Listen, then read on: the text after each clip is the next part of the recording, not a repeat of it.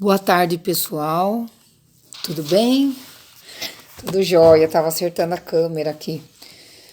Tô com saudade de vocês, né? Tomara que isso tudo passe logo para a gente poder retornar às nossas aulas.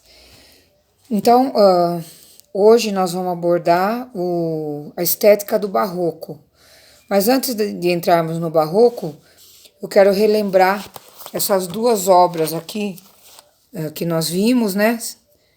Leda e o Cisne, uma pintada pelo Leonardo da Vinci e a outra pintada pelo Tintoretto. Vocês podem observar, é na página 22, que aqui na obra do Leonardo da Vinci há uma luminosidade maior, né, na pintura. E na obra do Tintoretto, já ele faz um jogo de luz e sombra. Esse jogo de luz e sombra é o começo do que a gente vai chamar de maneirismo. O maneirismo, na verdade, ele é ele marca a passagem do Renascimento para o período barroco. E o Tintoretto, ele é sem dúvida o grande mestre maneirista, mas existem outros pintores também. O El Greco, por exemplo, é um pintor maneirista também, que está dentro dessa classe aí dos grandes pintores. E o que aconteceu nesse momento? Vai coincidir também com as reformas religiosas. Então, o Martinho Lutero, que foi um dos idealizadores da reforma protestante, ele foi excomungado de dentro da própria Igreja Católica pelo Papa Leão IX. E isso causou assim uma mudança muito grande ali na sociedade, porque pela primeira vez a Igreja Católica se dividiu. Então, aos poucos, as pessoas ali do continente europeu foram se identificando ou como católicos ou como protestantes. E essa ideia da nova religião aí, tudo que não tivesse embasamento bíblico, eles não aceitavam. Então, esse foi um dos motivos, né, reais porque ocorreu a reforma protestante. Nesse momento também, o que vai acontecer? Era comum a nobreza patrocinar as artes, as ciências e a literatura, os nobres e etc. Nesse momento, a igreja também vai passar a financiar fazer o mecenato, que nas artes a gente chama de mecenato. Então, os mecenas, os papas também passaram a ser mecenas, assim como os duques lá, que exerciam esse mecenato nas artes, eram patrocinadores dos artistas. Então, nesse momento surgem outros grandes artistas, outros mestres, né, do maneirismo e do barroco. O barroco, na verdade, ele fica marcado como a arte da contra-reforma, porque a Igreja Católica, quando ela começa a perder fiéis, ela precisa fazer alguma coisa para recuperar esses fiéis de volta. Esse movimento de recuperação dos fiéis é o que a gente chama de barroco. Ele não ficou só fechado nisso, existiam outras ideias em torno disso, mas esse é o principal motivo aí do barroco, é a recuperação dos fiéis por parte da Igreja Católica. Então, o que aconteceu, assim, por exemplo, a pintura, esse jogo de luz e sombra, ela tornou a pintura, assim, dramática. Então, eles queriam causar emoções nas pessoas que contemplavam. Então, essa é uma característica da pintura. Por exemplo, os cultos, ou melhor, a missa católica, ela passou a ser, assim, teatral, que era para impressionar mesmo as pessoas, né? Tudo que causasse uma emoção mais forte para tentar recuperar esses fiéis de volta aí para o catolicismo. E o barroco, ele não ficou só na pintura, ele vai atingir outras estéticas dentro da arte também. O teatro é uma delas, né? Porque já era gosto da nobreza, né, frequentar espetáculos teatrais. Agora, durante o barroco, essas salas teatrais, elas ganham, assim, maior profundidade, que eles aproveitaram lá a perspectiva, né, desenvolvida durante o Renascimento, e essas salas ficaram, assim, com uma decoração muito rebuscada, né?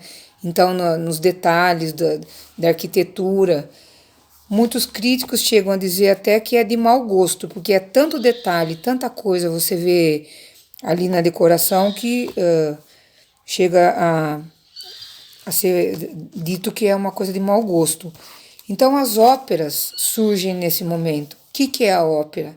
É você cantar uma história. Então era muito comum durante o período barroco, teve um grande crescimento desse tipo de espetáculo aí, a ópera. E quem acompanhava a ópera também era um coral de vozes. Então o coral cantava e as pessoas iam encenando ali aquela história e cantando. Outro teatro que aconteceu nesse momento também foi a Commedia dell'arte, ali na Itália principalmente. O que era a Commedia dell'arte? Era um teatro de rua. Então a ópera estava para a nobreza e para o clero, assim como a Commedia dell'arte estava para o povo. Então geralmente eram famílias inteiras que faziam parte desse espetáculo. Eles tinham uma carroça, né, que ia de cidade em cidade apresentando o número, né, números geralmente engraçados, porque era comédia. Então, para vocês terem uma ideia, como não está tão distante essa ideia, o Pierrot, a Colombina e o Arlequino, eles vêm de lá de trás da Comédia dell'arte, que são personagens assim atuais do carnaval que a gente vê por aqui, né? Então tem as imagens aí na apostila, depois tem um exercíciozinho para vocês fazerem na página 26 e 27. Depois eu vou falar mais algumas características relacionadas ao barroco. O termo barroco, ele surge em Portugal, ele vem da língua portuguesa, e barroco, pérola barroca, que é a pérola irregular, então ela não é aquele formato redondo da pérola que a gente conhece, ela é uma pérola contorcida, assim. Então, essa ideia de quebra, e tudo que está relacionado à quebra de padrões está dentro da estética barroca. Por exemplo, a pérola redonda, agora a pérola barroca, é a pérola irregular. A pintura é essa pintura dramática, né, com jogos de luz e sombra. O tema continua sendo o tema religioso dentro da pintura. A escultura também se torna dramática, né? Aparece assim grupos escultóricos, mais de uma pessoa. Muitas vezes assim, a característica principal da escultura é a expressão corporal. Então, corpos retorcidos, braços assim fazendo movimentação, oposto ao que a gente conheceu lá do Renascimento. O maior exemplo da escultura renascentista, por exemplo, é o Davi do Michelangelo, que está naquela posição de contraposto, que o corpo está apoiado em cima de uma perna. Então agora isso não existe mais, agora é uma escultura assim com expressão corporal. E na arquitetura também, a gente observa essa profusão de detalhes que eu expliquei ali dentro do teatro, e ele não vai estar só dentro dos ambientes de teatros, das igrejas, dos palácios, ele vai estar também do lado de fora. Um exemplo que eu vou dar para vocês é da Basílica de São Pedro. Ela é uma construção renascentista, mas depois, durante o período barroco, o Bernini, que foi o maior arquiteto barroco, ele acrescentou aquela colunata que ela remete à ideia de um abraço. É como se a igreja estivesse recebendo os fiéis ali de braços abertos. Aparece a escultura também na fachada da catedral, e uma profusão de cúpulas também. Cúpula é aquele ompalos, né, que fica em cima ali no telhado, que é um termo que vem lá da Grécia Antiga. Então, o ompalos é um umbigo. O umbigo é aquele que liga a criança à mãe, e o ompalos em cima da catedral é o que liga o homem a Deus. Então, esse conceito aí é um conceito que surge aí no barroco também. E outra característica aí do barroco, por exemplo, as colunas renascentistas, elas são colunas retas, com aquele capitel, só muda o capitel, que eles estão dentro daquele estilo, né? Ou dórico, jônico ou coríntio, que é trazido lá da Grécia. Agora a coluna barroca, imaginem uma corda torcida. A coluna barroca é exatamente desse jeito, ela é torcida, como se ela fosse uma corda, para dar essa ideia de movimento mesmo. Bom, dentro do barroco também, uma outra coisa importante ocorreu na música. Na música surge um novo estilo, que é o estilo oratório. E o maior representante desse estilo foi o Johann Sebastian Bach. Acho que todo mundo já ouviu falar, né, do Bach. Um músico erudito, assim, até hoje, muito ouvido dentro da música erudita. A gente vai chamar de música erudita, porque a música clássica, a gente chama, ela corresponde ao período clássico. Essa música instrumental de câmara, ela é de cada período. E a música barroca, então, é o oratório, que é uma nova tendência musical que acontece aí. O instrumento musical mais usado era o cravo. O cravo, para vocês terem uma ideia, ele é considerado o pai do piano, porque o som, assim, ele lembra o piano, mas o piano você toca, né, nas teclas, você aperta as teclas. No cravo não, você belisca, né, as cordas ali, porque no piano você bate na tecla e a tecla tem um martelinho que martela a corda. No cravo não, no cravo você belisca a corda. E é um som muito bonito, muito tocado dentro das igrejas e tal. Outra novidade que vai aparecer aí é a monodia, que é um formato musical que hoje é conhecido como acompanhamento musical. Então, até então não existia isso, eram os coros que acompanhavam a ópera e não existia acompanhamento musical.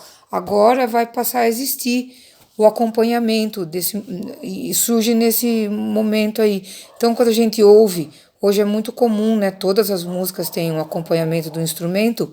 A origem de tudo isso foi lá atrás, no barroco. Corresponde ao século XVII, o barroco. Mais para frente nós vamos ver que o barroco ele acaba chegando aqui na América também com 100 anos de atraso. E, bom, depois a gente comenta sobre isso, tá? E então é isso, pessoal. Agora tem um exercício aqui na frente, na página 30, que é um exercício de audição musical. Então tem Djavan, tem um outro grupo brasileiro, o grupo Pau Brasil, tem o Elvis Presley. Então tem duas colunas aqui nesse exercício. Na coluna aqui, onde está escrito melodia, vocês vão relatar algo relacionado à voz. E na coluna da direita, o acompanhamento, vocês vão descrever algo relacionado ao instrumento. Por exemplo, estou ouvindo nessa música, tem um piano, tem uma bateria, tem um violão. Nessa aqui aparece um outro instrumento eletrônico, etc. E aqui na coluna da melodia, vocês podem ver se é um agudo, uma voz mais aguda, uma voz mais suave. Esse tipo de característica. E fiquem bastante à vontade para responder, tá, pessoal? Acho que, grosso modo, pessoal, é isso que eu tenho para dizer para vocês a respeito dessa estética barroca aí, que ficou conhecida como o movimento da Contra-Reforma. Então, nós vamos ter a nossa live a semana que vem e eu espero que vocês tenham entendido. Qualquer coisa a gente tira dúvida lá na live. Então, eu vou colocar mais exercícios aqui na plataforma para vocês responderem. E qualquer dúvida também a gente tira na semana que vem. Vocês têm então uma semana para responder, para fazer esse exercíciozinho aqui, né, da página 30, que é o que eu vou pedir. Depois vocês podem até fotografar e colar também lá na plataforma, que vocês já estão acostumados a fazer isso, tá certo? Então, beijo grande para todos, uma ótima semana para vocês e fiquem com Deus, tá bom? Tchau, tchau.